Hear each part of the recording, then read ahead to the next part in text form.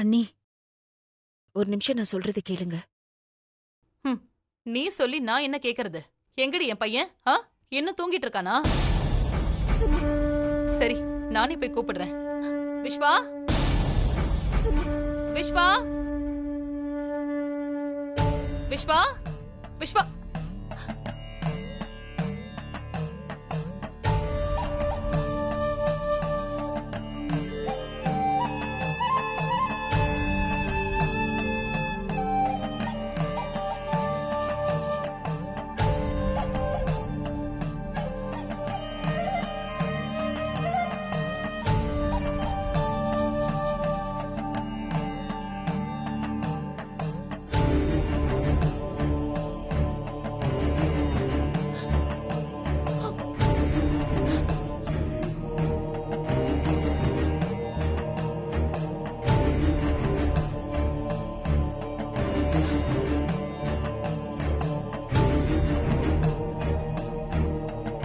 அண்ணி, நேத்து ராத்திரி விஸ்வாவுக்கு உடம்பு கொதிச்சுது.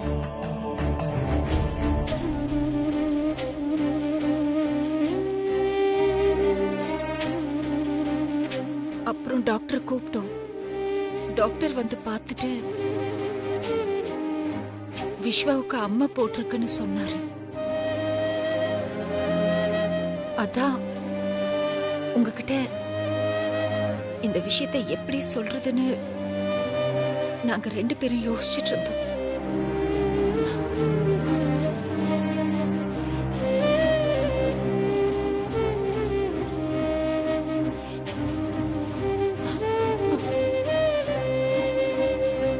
பைரவி, வாசல்ல வேப்பலை கொத்து வச்சிருந்தோம்.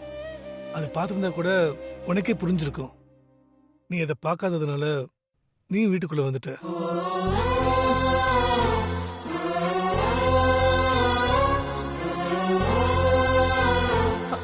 அப்போ விஸ்வாவை என் கூட அழைச்சிட்டு போக முடியாதா? இல்ல அண்ணி, 3 தண்ணி ஊத்துற வரைக்கும் விஸ்வா வெளியில போக முடியாது. வெளியில இருந்து யாரும் வீட்டுக்குள்ளேயும் வரக்கூடாது.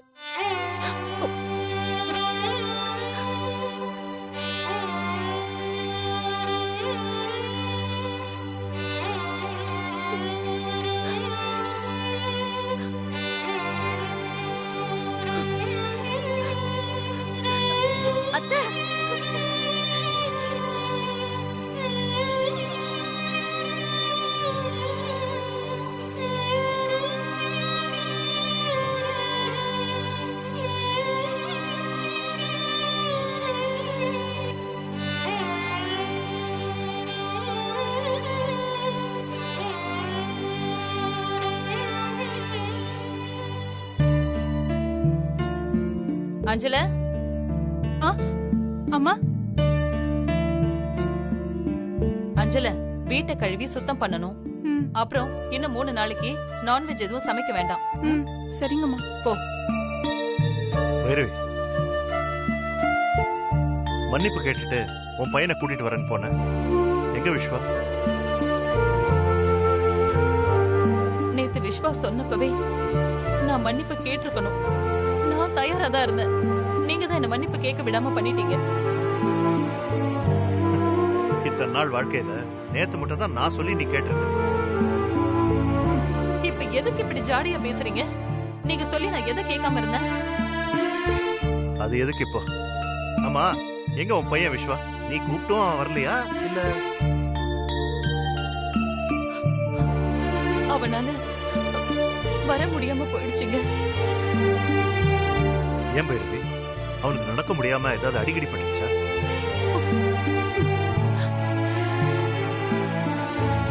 அதெல்லாம் ஒண்ணு இல்லைங்க. அவனுக்கு அம்மா போட்டிருக்கு.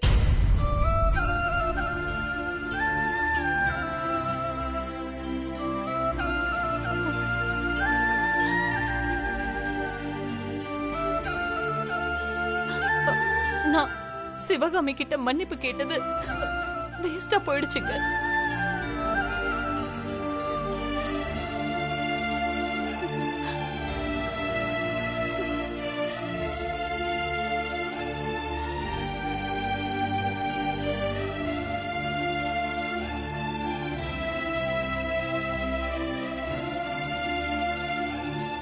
விஸ்வாவுக்கு ஏன் இப்படி திடீர்னு? சரி, இதுக்கு நாம என்ன பண்ண முடியும்? நாம ஒண்ணு நினைச்சா தெய்வம் ஒண்ணு நினைக்கும்னு சொல்லுவாங்க. அந்த மாதிரி தான் ஆயிருக்கு. எனக்கு அவனுக்கு அம்மா போட்டது கூட வருத்தம் இல்லைங்க. ஆனா கூட வச்சு பாத்துக்க முடியலங்கிற வருத்தம் தான் அதிகமா இருக்கு.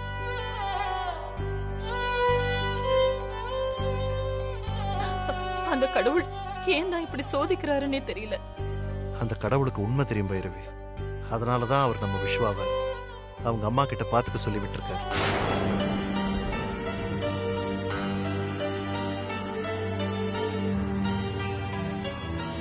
அப்பா ஏன் இப்படி சொல்றாரு? அம்மா மனசு என்ன பாடுபடுமோ? என்னங்க உளறீங்க? சிவகாமி என்ன விஸ்வாவுக்கு அம்மாவா? அது சிவகாமி அடிக்கடி சொல்வாள்ல, விஸ்வாவும் எனக்கு ஒரு மகன் மாதிரின்னு. அதை நினைச்சுதான் நான் அப்படி சொன்னேன். உங்களுக்கு எப்ப பாரு என்ன சீண்டி பாக்குறதே வேலையா போச்சு. நானே என் பையனை பாத்துக்க முடியலையேன்னு வருத்தத்துல இருக்கேன். இதுல நீங்க வேற. ஏ துளசி, பூஜை ரூம்ல இருக்கிற சாமி படத்துக்கெல்லாம் பூ போடுற. அப்புறம் விளக்கெல்லாம் சுத்தமா விளக்கி வை. என்ன எல்லாரும் சுத்த பத்தமா இருக்கணும். லக்ஷ்மி கிட்டயே சொல்லி வச்சிரு.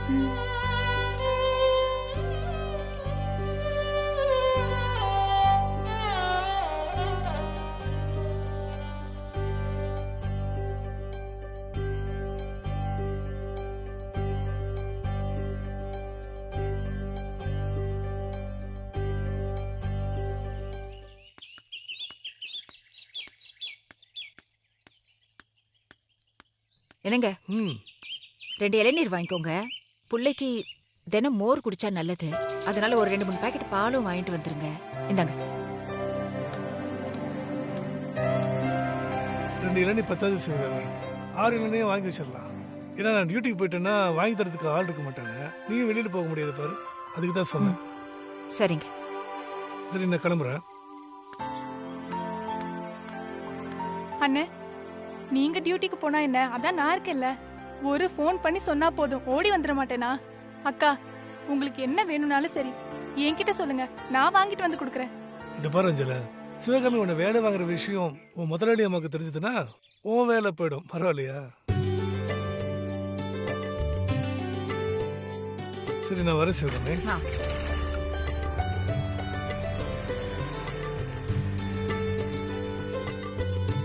ஆமா அஞ்சல, அவர் சொல்றதும் கரெக்ட் தான். எனக்கு உதவி பண்ண வந்துட்டு நீ கெட்ட பேர் வாங்கிக்காத, பாத்துக்கோ. அத பத்தி எல்லாம் எனக்கு கவலையே இல்லம்மா. உங்க நல்ல குணத்துக்கு நான் என்ன வேணாலும் செய்வேன். நீ இவ்ளோ சொன்னதே போதும் அஞ்சல. எனக்கு ஏதாவது தேவைன்னா நான் உனக்கே ஃபோன் பண்றேன். அப்புறம் இன்னொரு விஷயமா, எங்க ஏரியால மஞ்சள் மாரியம்மன் கோயில்னு ஒண்ணு இருக்கு. அந்த அம்மனுக்கு சக்தி ரொம்ப அதிகமா. டெய்லி காலையில அந்த அம்மனுக்கு மஞ்சள் தண்ணியால அபிஷேகம் பண்ணுவாங்க. அந்த தீர்த்தத்தை நம்ம விஸ்வாயாக்கு கொடுத்தீங்கன்னா ஒரே நாள்ல அம்மா இறங்கி குணமாயிடுவாருமா. அப்படியா?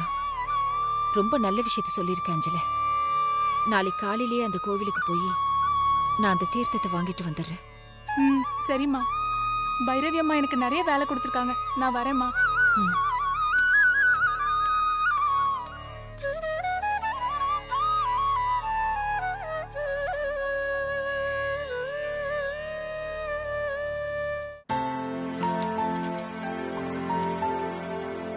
அப்பா, என்னம்மா? ஏதாவது வேலையா இருக்கீங்களா? நான் ஒன்னும் உங்களை டிஸ்டர்ப் பண்ணலையே. ஓ, நான் இந்த ஃபைலை பார்த்துட்டு இருக்கிறத வச்சு சொல்றியா? இது ஒன்றும் ஆஃபீஸ் ஃபைல் இல்லைம்மா, அப்பாவோட பர்சனல் ஃபைல். நீ முதல்ல உட்காரு.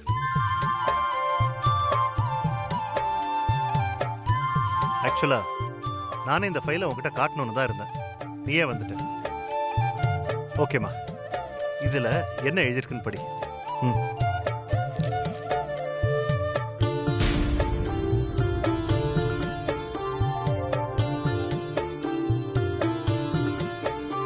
என்னப்பா, இத பாக்குறப்போ ஏதோ உயில் மாதிரி தெரியுது.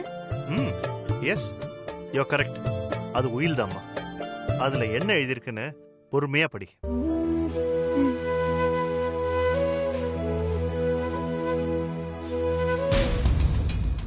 துளசி மாமாவோட ரூம்ல என்ன பண்றா? ஏதோ பேப்பரை வச்சு படிச்சிட்டு இருக்கா. என்னவா இருக்கும்? வெயிட் பண்ணி பார்ப்போம்.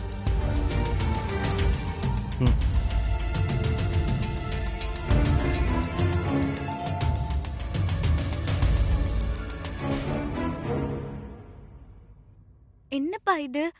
சொத்தை பூரா என் பேர்ல எழுதி வச்சிருக்கீங்க. விஸ்வா பேர்ல எதுவுமே எழுதவே இல்ல.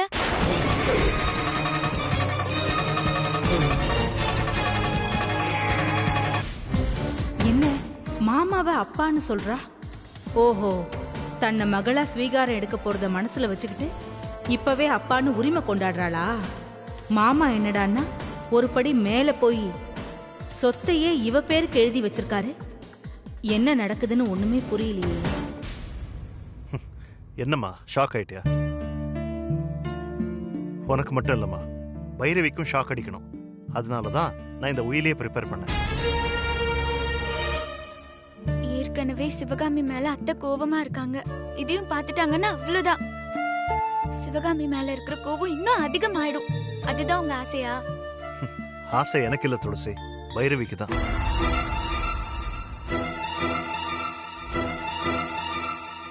இந்த சொத்து எல்லாமே எங்க தாத்தா சம்பாதிச்சதுமா. அதுல சிவகாமிக்கும் பாதி பங்கு இருந்துச்சு. ஆனா சிவகாமி பேர்ல இருக்கிற சொத்து எல்லாத்தையும் பைரவி எழுதி வாங்கிட்டா. அதுக்கு பேர் என்ன? ஆசை தானே. அதனாலதான் நான் இந்த சொத்து புறவும் உன் பேருக்கு உயிலை எழுதி வச்சிட்டேன். இப்போ சொல்லுமா, நான் பண்ணது கரெக்ட் தானே? நீங்க கரெக்ட்னு நினைச்சாலும் நான் இதை ஏத்துக்கவே மாட்டேன். இப்படி ஒரு உயில் இருக்கிற விஷயம் பைரவி அத்தைக்கு தெரிஞ்சதுன்னா அவ்வளவுதான். அதுக்கப்புறம் இந்த ஜென்மத்துல நானும் விஸ்வாவும் கல்யாணம் பண்ணிக்கவே முடியாது. Chapter close. என்னம்மா நீ புரியாம பேசுற? உனக்கும் விஸ்வாவுக்கும் கல்யாணம் நடக்கிறதுக்காக தான் இந்த உயிலையே நான் ப்ரிப்பேர் பண்ணேன். அதுக்கும் இதுக்கும் என்ன சம்பந்தம்? நீங்க சொல்றதுல எந்த லாஜிக்குமே இல்லையே. சொத்தை பூரா என் பேர்ல எழுதி வச்சிட்டீங்கன்னா பைரவி அத்தைக்கு என்ன பிடிக்காம போயிடுமே. அப்புறம் எப்படி என்ன விஸ்வாக்கு கட்டி வைப்பாங்க? அங்கதான் இருக்கு அப்பாவோட மேஜிக்.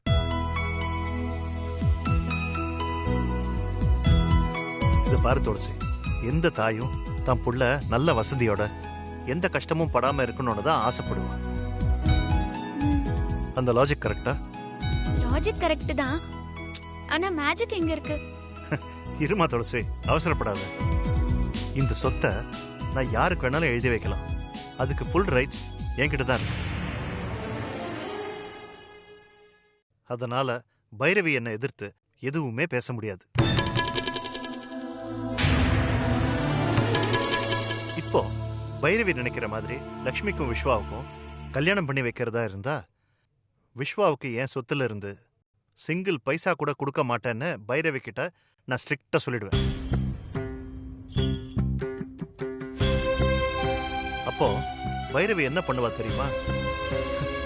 விஸ்வாவை வசதியா வாழ வைக்கணுமா இல்ல அந்த லக்ஷ்மிக்கு கல்யாணம் பண்ணி கொடுக்கணுமான்னு யோசனை பண்ண ஆரம்பிப்பான்.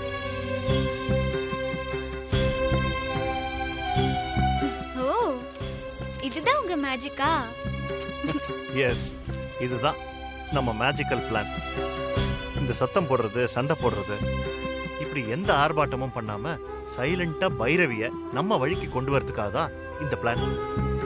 அதுக்கப்புறம் உனக்கும் விஸ்வாவுக்கும் ஜாம் ஜாம்னு கல்யாணம் நடக்கும்.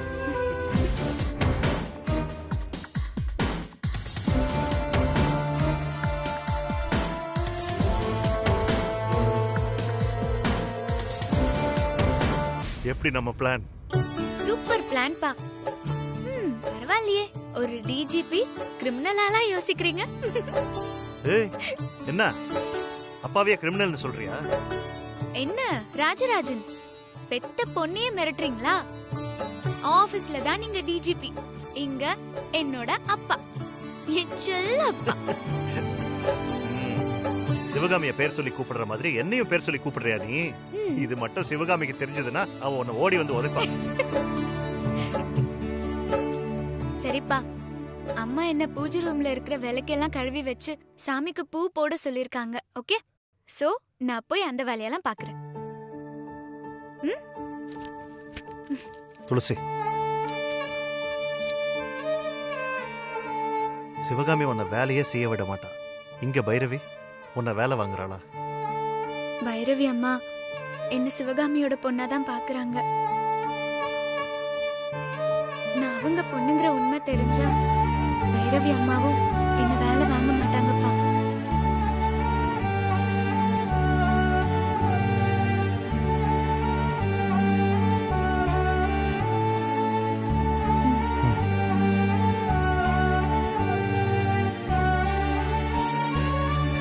சிவகாமி, நீ பண்ண தியாகத்தினால தான் இப்ப நம்ம பிள்ளைங்க கஷ்டப்படுறாங்க.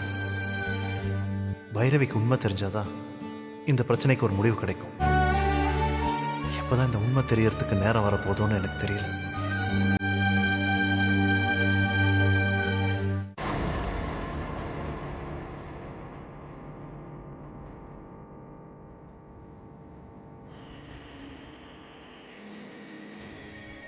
சொத்து பூராவும் அந்த துளசி பேருக்கு எழுதி வச்சு விஸ்வாவுக்கும் துளசிக்கும் கல்யாணம் பண்ணி வைக்கிறதுக்காக மாமா பிளான் போடுறாரா? அது நடக்க கூடாது. அப்படி நடக்கவும் நான் விட மாட்டேன்.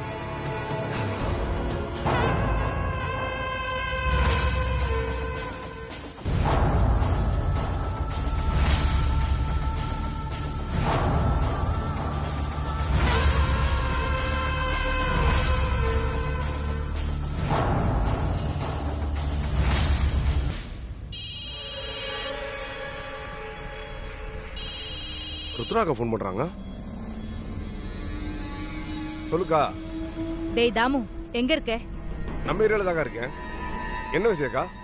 தாமு, அர்ஜென்ட்டா ஒரு சம்பவம் செய்யணும். அதனால நம்பிக்கையான பசங்களா ஒரு 4 பேரை ரெடி பண்ணி வச்சுக்கோ. நீ மேட்டர் நான் சொல்லுக்கா. அதுக்கு செட் ஆகிற மாதிரி பசங்களா நான் ரெடி பண்றேக்கா. டேய், ஒரு பொண்ணு தூக்கணும்டா. ஆனா எந்த காரணத்தை கொண்டும் என்னோட பேரு வெளியே வந்துடக்கூடாது. உன் ரேட் என்னமோ அதை சொல்லு, நான் செட்டில் பண்றேன். கா, உன்கிட்ட போய் ரேட்டை பத்தி பேசுவனா? பொண்ணுன்னு சொல்றிய, யாருக்கு அது? உள்ளூர்லயா இல்ல அவுட்டூர்லயா? உள்ளூர் பொண்ணு தான்டா, நான் இருக்கேன்ல அந்த வீட்டோட பொண்ணு. அந்த டீட்டெயில்ஸ் எல்லாம் நான் உனக்கு அப்புறம் சொல்றேன். இப்போதைக்கு அந்த பொண்ணோட போட்டோவை அனுப்பி வைக்கிறேன். நீ இன்னைக்கே நான் இருக்கிற வீட்டுக்கிட்ட வந்துரு, ஓகேவா? நீ இருக்கிற வீடுனா இப்ப கமிஷனரா இருந்த டிஜிபி ஆனாரே அந்த வீடா? என்ன பயமா இருக்கா? என்னக்கா நீ? நான் ஸ்டேட்ல இருக்கிற போலீஸவே பார்த்தவன், என்கிட்ட போய் பயமா இருக்கான்னு கேக்குற? நான் என்ன பண்ணணும் எப்ப பண்ணணும் மட்டும் சொல்லு, மத்ததெல்லாம் நான் பாத்துக்கிறேன். சொல்றேன்.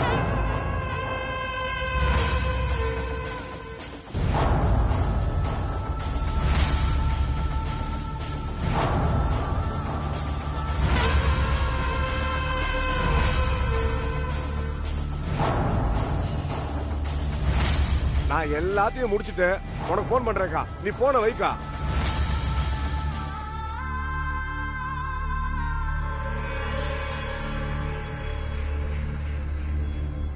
துளசி, பாவுண்டி நீ.